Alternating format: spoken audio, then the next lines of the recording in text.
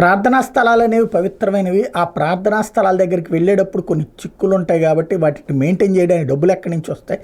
కాబట్టి వాళ్ళకి ఉచిత విద్యుత్ ఇవ్వడంలో తప్పు లేదని భావించినటువంటి రాజకీయ పక్షాల యొక్క అంశాన్ని అడ్డుపెట్టుకుని దాన్ని సంపాదన వనరుగా మలుచుకున్నాయి ఉత్తరప్రదేశ్లో ఉన్నటువంటి మసీదులు, మదర్సాలు అన్నటువంటి విషయం మొన్న సంబాల్లో బయటపడింది. మసీదుకు ఉచిత కనెక్షన్ ఇస్తే దాన్ని బేస్ చేసుకుని 280 ఇళ్ళు, ఆఫీసులు, షాపులు, హోటళ్ళకి ఉచితంగా కరెంట్ సప్లై చేసినటువంటి అంశం. ఇప్పుడు తాజాగా దీంతో ఉత్తరప్రదేశ్ వ్యాప్తంగా వివిధ ప్రాంతాల్లో అక్కడ ఉన్నటువంటి ఎలక్ట్రిసిటీ డిపార్ట్మెంట్ని తనిఖీ చేయమంటే మీరట్లో తాజాగా ముస్లిం ప్రభావిత ప్రాంతాల్లో విద్యుత్ శాఖ అధికారులు తిరిగారు. ఎలక్ట్రిసిటీ డిపార్ట్మెంట్ వాళ్ళు అక్కడ రైడ్స్ కండక్ట్ చేస్తే ఇప్పుడు భారీ ఎత్తున దగ్గరగా 1000 కనెక్షన్స్ లేకుండా కరెంటు సప్లై అవుతుంది అన్నటువంటి విషయం బయటపడింది.